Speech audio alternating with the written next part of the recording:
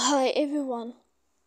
Today we will talk about how to fix or how to solve Facebook error in Turnip.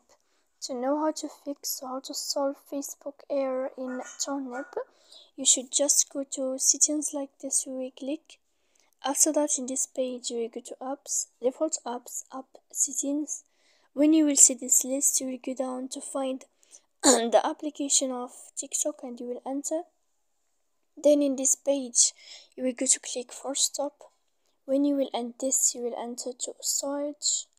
After that you will click clear cache.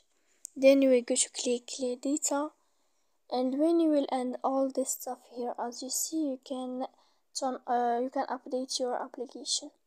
So please don't forget to support us by like and subscribe.